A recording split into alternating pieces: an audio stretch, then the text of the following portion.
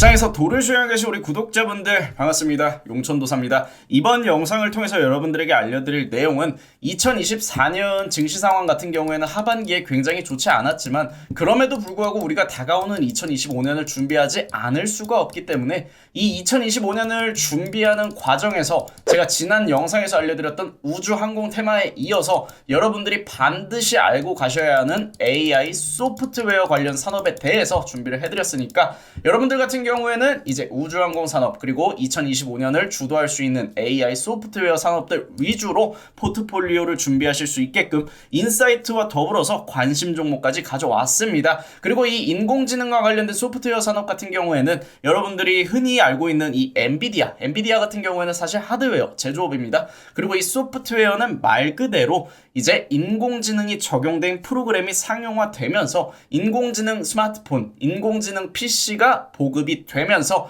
소프트웨어 관련 기업들이 초반에 인공지능이 고도화되기 이전에 천문학적인 비용을 들여서 데이터 센터를 설립하고 엔비디아의 GPU를 매입했다면 그 투자가 들어간 천문학적인 금액을 이제 다시 회수하는 데 있어서 비즈니스 모델이 될 수 있는 이 소프트웨어 산업이 바로 2025년 이후의 슈퍼사이클을 주도할 수 있는 주인공이 될 수 있으니까 이번 영상 반드시 참고하셔서 여러분들 관심 종목까지 주의 깊게 지켜보시다가 2025년 주도주가 될 수 있는 종목들 한번 찾아보시면 좋겠습니다. 우선 현재 보고 있는 종목 같은 경우에는 솔트룩스, 이 종목 같은 경우에는 인공지능 관련 소프트웨어 기업 중 하나인데 인공지능 관련 소프트웨어 기업은 아직까지는 이 비즈니스 모델이 정확하게 자리 잡기 이전이기 때문에 재무상으로나 실적상으로나 아직 뚜렷하게 가시화된 부분은 없습니다. 그렇기 때문에 증시가 굉장히 안 좋은 모습을 보일 때 긴 시간 조정을 받고 하반기부터 소폭 반등이 나오고 있는 상황인데 현재 인공지능 관련 소프트웨어 산업이 아직까지 본격적으로 상용화되지 않았음에도 불구하고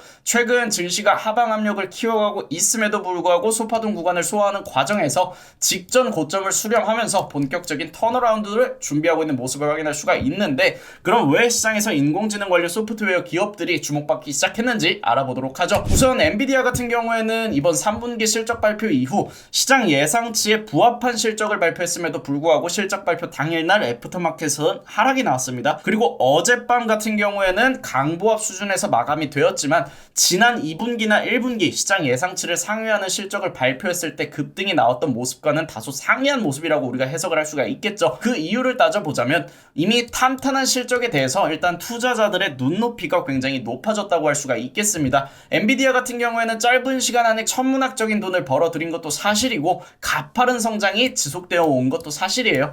하지만 결국에는 이 하드웨어라는 한계가 존재할 수밖에 없다는 점, 엔비디아가 그렇다고 해서 앞으로 주가가 하락할 거냐? 그게 아닙니다. 이제 적정 주가를 형성하면서 횡보와 강보합 추세 내지는 추세적 상승이 지속될 수 있겠지만 이전과 같은 가파른 상승에 대해서 기대하기 어렵다는 뜻이겠죠. 왜냐? 하드웨어 기업은 결국에는 한계가 존재하기 때문에 이 하드웨어 기업 같은 경우에는 결국에는 교체 시기라는 벽에 가로막힐 수밖에 없습니다. 엔비디아가 아무리 좋은 그래픽 카드를 만들고 아무리 좋은 차세대 제품을 내놓는다고 하더라도 올해 그리고 작년 하반기에 천문학적인 금액 수천억 수조 원을 들여서 매입해둔 그래픽 카드를 사용하지 않는 게 아니에요. 그리고 인공지능은 이미 자리를 잡고 어느 정도 고도화된 영역에 들어가고 있죠. 그래서 차세대 제품이 있으면 좋겠지만 없어도 그만이라는 겁니다. 그렇다면 수요는 유지가 되지만 이전처럼 없어서 못 사는 현상, 이 품귀 현상 자체에 대해서는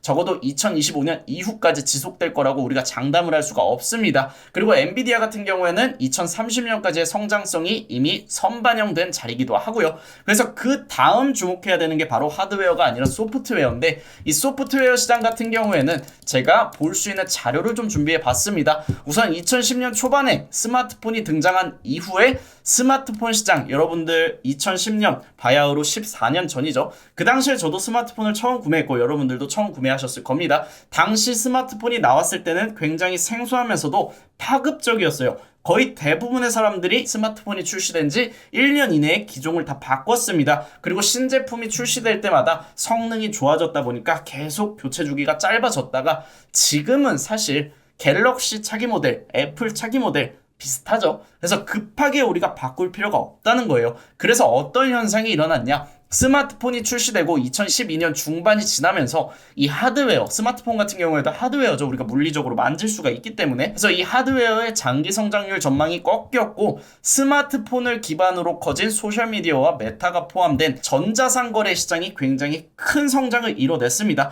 실제로 2010년 이후에 가장 크게 성장한 시장 중 하나가 바로 전자상거래인데 그 이유가 스마트폰이 보급되어서죠. 그래서 마찬가지로 인공지능과 관련된 하드웨어는 제조업이기 때문에 성장에 한계가 있을 수밖에 없다는 점, 차세대 제품을 내놓을 때마다 솔드아웃이 되면 좋겠지만 교체 시기라는 게 분명히 존재한다는 점, 그리고 이 하드웨어를 기반으로 만들어지고 있는 이 인공지능 소프트웨어 시장 규모는 점진적으로 성장할 수밖에 없다는 점에 우리가 포커스를 맞춰서 볼 필요가 있을 것 같고, 실제로 인공지능과 관련된 소프트웨어 기업들에 대한 ETF 투자가 굉장히 활발하게 증가하고 있습니다. 그래서 우리가 주목을 해야 되는 건 똑같이 인공지능이에요. 하지만 이전처럼 하드웨어가 아니라 소프트웨어에 주목할 필요가 있다. 그래서 자료를 추가적으로 보여드리면 이 스마트폰 시장 같은 경우에는 하드웨어 시장이었습니다. 그리고 2023년 6,078억 달러, 연평균 6.8%의 성장을 통해서 2031년 9,782억 달러까지 성장할 것으로 전망이 되는 반면 전자상거래 시장 같은 경우에는 연평균 성장률이 17.4%로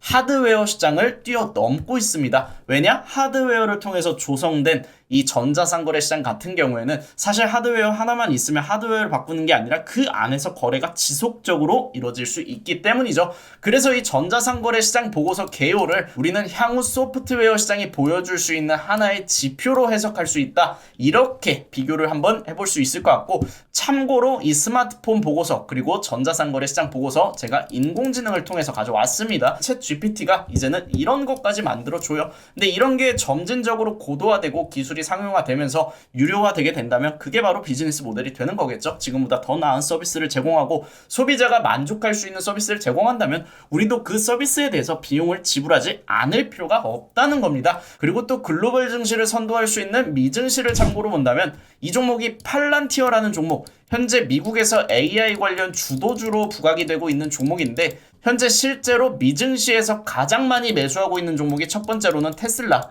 이거는 지금 많이 매수하고 있는 이유는 말씀드리지 않아도 다들 아시죠? 그리고 두 번째로 많이 사고 있는 종목이 아이러니하게도 엔비디아가 아니라 바로 이 팔란티어예요. 팔란티어를 가장 많이 사고 있는 이유, 테슬라 같은 경우에는 단순 기대감이라면 팔란티어 같은 경우에는 향후 인공지능 소프트웨어 관련 시장이 앞으로의 방향성을 주도할 수 있다는 기대감과 함께 AI 소프트웨어 관련 주도주인 팔란티어를 가장 많이 매수를 하고 있습니다. 순매수량이 두 번째로 높아요. 그렇다면 우리 국내 증시 또한 팔란티어의 움직임을 따라서 후행할 수 있는 종목들을 알아봐야겠죠. 첫 번째로 알려드릴 수 있는 종목은 한글과 컴퓨터입니다.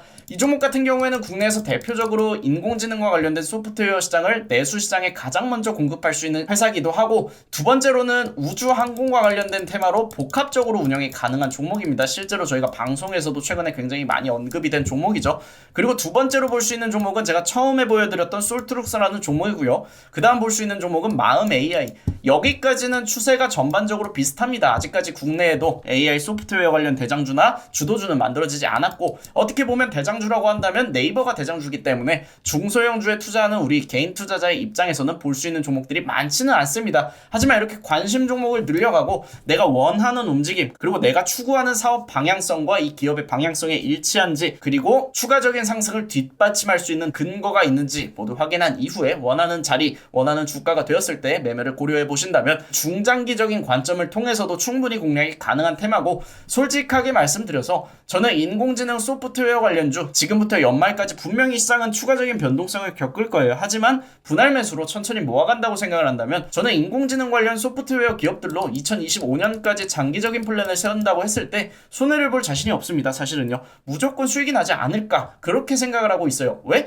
결국에는 인공지능과 관련된 하드웨어 시장이 과도기를 지나면서 성장할 수 있는 건 결국 소프트웨어 시장으로 연결이 될 수밖에 없으니까 이 산업의 구조적 특징을 이해한다면 인공지능 소프트웨어 관련주 투자를 안 할 이유가 있을까요? 그리고 마지막으로 볼 수 있는 종목은 내가 아직까지 인공지능 소프트웨어 시장에 대한 확신이 없다 하시는 분들은 폴라리스 AI나 폴라리스 오피스처럼 이 종목들 같은 경우에는 아시다시피 단타로 볼 수 있는 종목들입니다. 인공지능 소프트웨어 관련주가 당일날 강세를 보일 때 단발성으로 급등할 수 있는 종목들이니까 폴라리스 오피스, 폴라리스 AI까지 관심 종목 넣어두시면 될 것 같고요. 그리고 그리고 솔트룩스 같은 경우에는 사실 11월 중순쯤에 저희 무릉도원에서도 인공지능 관련주로 가장 먼저 정규 포트에 편입이 된 종목입니다. 21,350원부터 당연히 분할 매수로 접근을 했고요. 오늘 추가적인 상승이 나오는 과정에서 일부 분할 익절하고 나서 저희 또한 이 종목 홀딩으로 가져가고 있습니다. 그리고 고점을 좀 높게 보고 있어요. 저는 개인적으로. 그래서 이렇게 솔트룩스처럼 미리미리 여러분들이 인공지능 소프트웨어 관련 산업이나 우주항공 관련 산업, 결국에 2025년이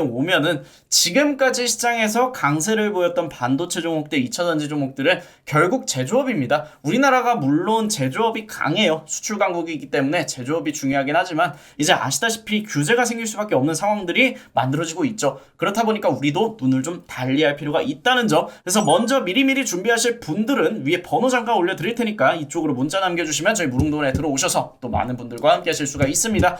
저희 무릉도원뿐만이 아니라 라이브 방송을 통해서도 여러분들에게 실시간 인사이트와 더불어서 매일같이 수익 낼 수 있는 종목들, 그리고 시장 트렌드에 따라서 변화를 줘야 하는 시장 전략들까지 알려드리고 있으니까 라이브 방송 들어오실 분들은 미리 구독 버튼 눌러주시고 매일 아침 8시 50분에 진행되는 생방송 함께 해주시기 바랍니다. 오늘 영상 여기서 마무리하고 여러분들 주말 잘 쉬시고 다음 주 월요일에 만날게요.